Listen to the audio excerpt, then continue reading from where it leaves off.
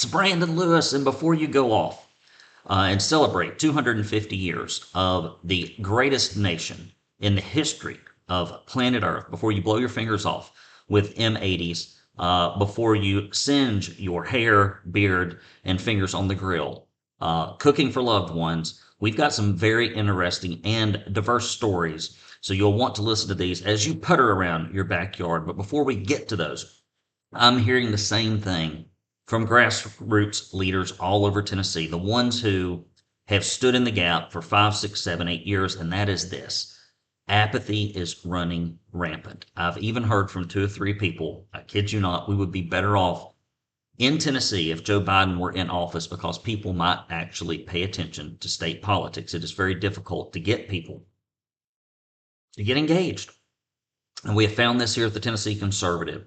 And there's a reason that we are having a great event to support conservative media at the Kokomo Trading Company. It's on July 23rd. Please make your best effort to be there. If you can't come, you can support it. You'll find links in and around this video. 5 p.m. is social hour. 6 p.m. we get down to business. And thank you to our gracious host who is covering the catering and the venue expense, Mr. Steve Abramowitz. You can go to TennesseeConservativeNews.com/Franklin. TennesseeConservativeNews.com/Franklin, like Ben Franklin. And we would love to have you there. The bottom line is this. Coffers are lower than they've ever been. We're puttering along. But the good news at the Tennessee Conservative is for every penny we put in, we get a pound of political results. We do more with less than any other news outlet, bar none. And we're the only voice for conservative grassroots. So if you want us to keep on ticking, go to TennesseeConservativeNews.com/Franklin or look for a link in or around this video or podcast. We really need your help. And that's not me fibbing. So here are some of these stories. Court extends restraining order on Tennessee law requiring citizenship checks for those applying for state benefits. Because, you know, you and I should definitely foot the bill for that. Tennessee reading scores are up, but they're going down the longer the kids stay in school. Tennessee retailers must figure out how to sell their pot differently. Tennessee taxpayers foot the bill of almost $2 million for a liberal woke UT professor who just got a settlement. Tennessee increases private school voucher contract by $356 million. Nashville passes budget with almost $1.5 million in aid for illegal alien organizations. Tennessee is sued over wire tax transfers to foreign countries, the majority of which goes to Mexico. Republican State Senator Richard, I know better than you, Briggs, wants to limit Ivermectin access for Tennesseans because God knows you don't know how to manage your health, but Briggs does. Unless, of course, you are in the womb, in which case, you know, Briggs' answer for you is, Tennessee clawing back $3 million grant from Chattanooga company that did not deliver on its corporate welfare promises. First story, guys. A court extends restraining order in Tennessee law requiring more citizenship checks for those applying for state benefits. A hearing is scheduled on Thursday in a case challenging a Tennessee requirement that health departments check the immigration status of benefit recipients. I mean, good grief, this is just such a basic thing. If you're going to be taking money out of somebody's pocket, we need to make sure that you're a U.S. citizen.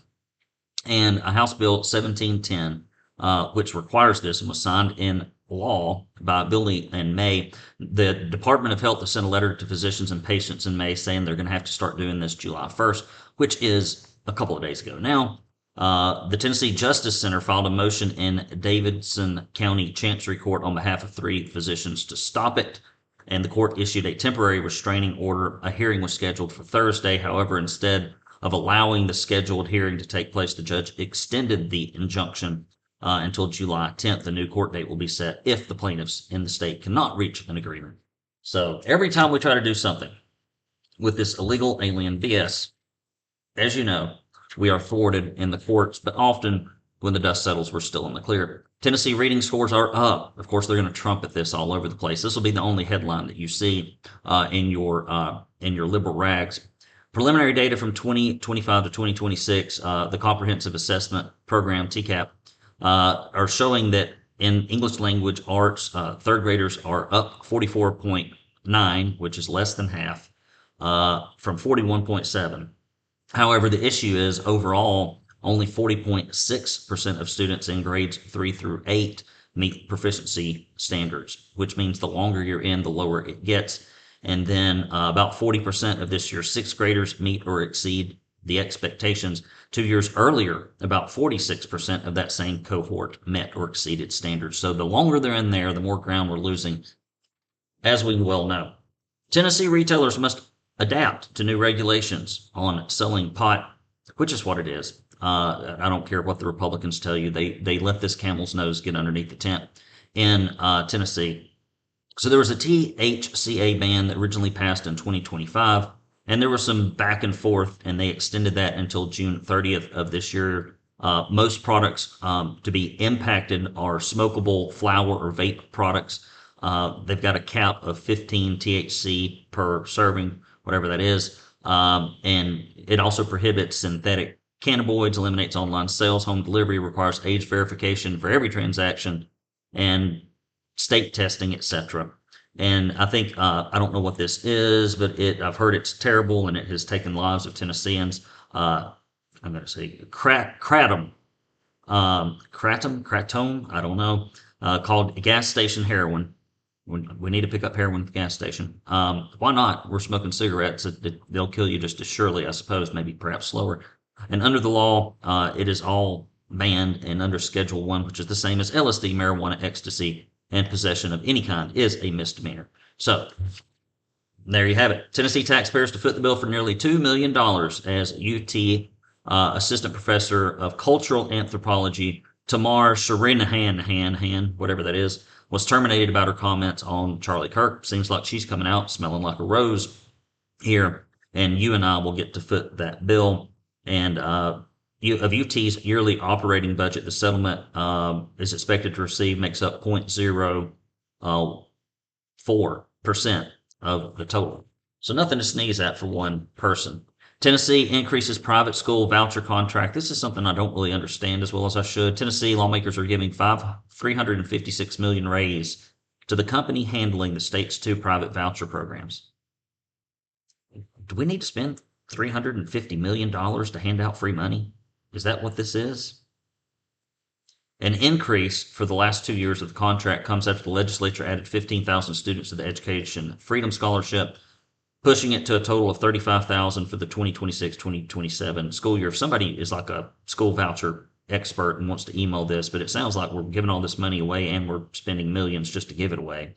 Initially, it was administered by a Florida-based class wallet in a no-bid contract. I love those no-bid contracts. Nothing shady there. The department then widened the Student First Technologies contract to cover a separate private school voucher program that was enacted in 2025 of February, which the project is supposed to cost $270 million next school year after the expansion goes into effect. The state of Arkansas terminated its contract with this vendor, obtained $300,000 in damages, which sounds like very small potatoes. And it also struggled to administer a similar program in West Virginia after receiving $10 million contract, failing to process nearly 3,000 of 9,000 student applications. Good grief. All right, we got to spend money to give money, right? That's usually you spend money to make money, but not Tennessee. We spend money to give away money and then fund the schools as if the kids were in them. Very fiscally responsible, very conservative. Nashville passes budget, as you might imagine, nearly $1.5 million in aid for illegal aliens. They basically voted to give this to 2 nonprofit organizations, $735,000 to the Tennessee Immigrant and Refugee Rights Coalition. I'm sure they wouldn't do anything that's untoward or illegal. And $718,000 for Tennessee Justice for Our Neighbors, both of which have long histories of using state and federal monies to implement left-wing immigrant agendas and offer numerous kinds of assistance to illegal aliens, including legal aid.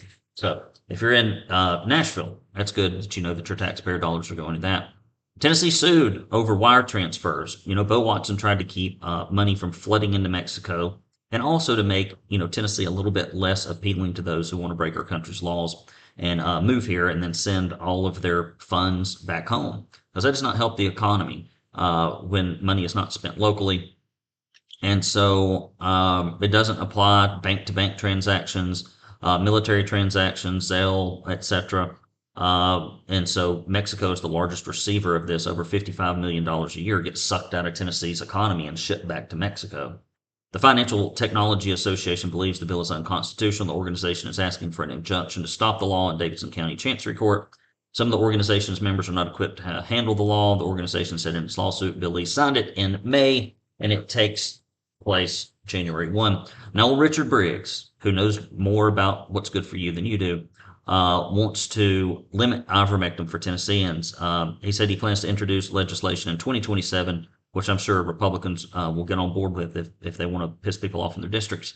Ably's allowing Tennesseans to have a more holistic choice in their healthcare options creates a dangerous market. And Richard Briggs was the only Republican to vote against the 2022 bill, and he is worried that lawmakers created a dangerous ivermectin market with misleading advertising, etc.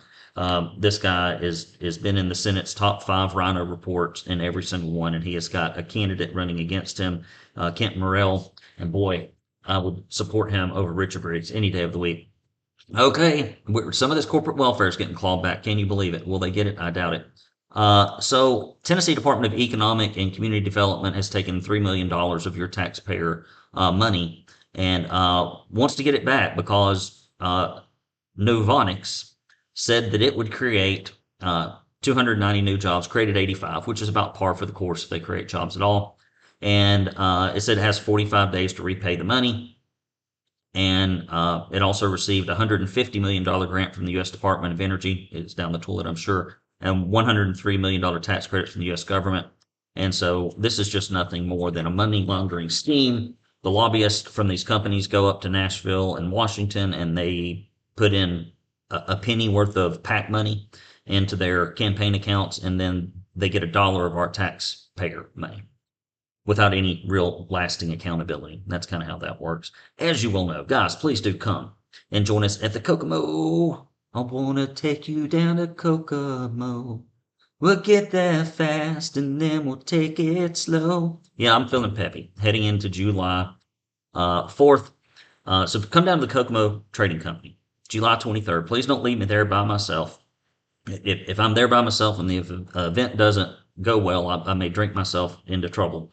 And so to prevent that from happening, to be, crying in my beer, I need you to be there alongside me to help preserve our only the state's only conservative media outlet. There's no other way to put it. We will not write puff pieces because we get advertising from candidates, special interest, you name it. We will not do it. And the only way we can continue to do that, which is a very unique position.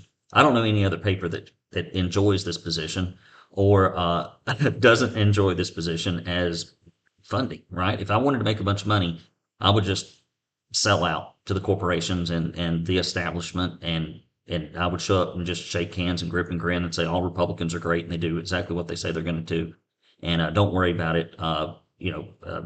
Nothing going on here. Move along. But it's not what we do. It's not why I founded this in 2020 amidst COVID when our rights were being taken away so that we could turn into some bootlicking, toadying group of journalists over here at the Tennessee Conservative. So come down there. Steve has been kind enough to carry the overhead so that the proceeds will be the proceeds. So you know that 100% of the money that goes to this when you buy tickets or sponsorships, please sponsor if you can, will help keep us going. So what's going on this weekend? I'm sorry I have been absent. I've been traveling. The summer is the only time I can get away. I'm tied to this desk during the winter months like a hermit.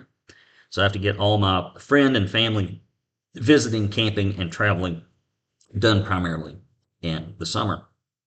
So what's going on this weekend? Well, I'm going to take a nap as soon as I get off this because I'm tired and I'm worn out from business projects that are eating my lunch in my consulting business, and we've got all kinds of stuff going on. And then I'm going to go work out down at the gym. And then I'm going to try to get over to the mall. Gosh, July 4th, getting in the mall traffic. Friday on July 4th. I don't know if that's safe or not. Probably not. But I think I can weave through the back roads between the gym and the mall and get there to see if I can get some polos. It's hard to find polos when you're the size of a boy. Really, I actually can wear a kid's extra large boys, but my shoulders are too big. And so the belly's real big. It's like husky, but then the arms are real small. And so that doesn't work for me. So I've got to go see if I can find something I can fit into, which is more difficult than what you would think. And then we're going to go to an appeal to heaven at Calvary Chapel. I'm going to meet up with the family over there. We are parting ways and reconvening. And then tomorrow, maybe, if I feel like it, I will drive the Blazer in the Signal Mountain 4th of July parade. I don't know. It just depends. I got a lot to do around the house here. And then stick my head in my buddy's 4th of July party that happens about 1 o'clock every year. A friend of mine for about 20 years now, plus probably, that his family comes up from Alabama, and I see him once a year. Family friend. There are lots of families that there are family gatherings, and then Lewis is there, right? It's an odd thing, but I've made my friends my family, so there you have it. And then Sunday, oh no, sorry, we're still on the 4th. We're going to have a big blowout here at the Lewis house with some families and friends. I went and bought my fireworks up here on Signal Mountain because I like to shop local, and got some really great help from a lady there. So if you're on Signal Mountain, go buy it. It's on the left, heading towards Sequatchie County. Prices are much better than down in the city of Chattanooga, I guarantee you. And then Sunday, I don't know. I don't have anything on the calendar. And there will be no church services this weekend because they do this huge event that attracts, I don't know, a couple thousand people, maybe more, at Calvary. And so it's all hands on deck for the staff, and then they let them spend their family time on the 4th, which I think is a good idea.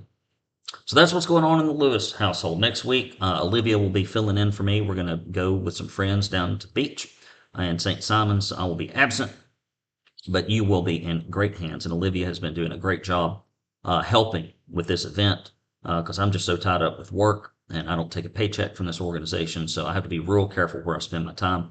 And so Olivia has been doing a lot of the heavy lifting, her and Jason and David and Paula. We just never could do it without them. And we can't do it without you. So please do go to TennesseeConservativeNews.com. If you don't want to worry with the event, but you're worried about us going away, which you should be, go to TennesseeConservativeNews.com/support or mail your checks to P.O. Box 625, Signal Mountain, Tennessee 37377. Get the cobwebs out of that thing. I think the last thing I got in there was the Magna Carta. And so we need to get some money in there. All right, guys. Love you. Mean it. Be good. Happy birthday, America. The big 250. Let's hope for another 250 more. Take care. God bless.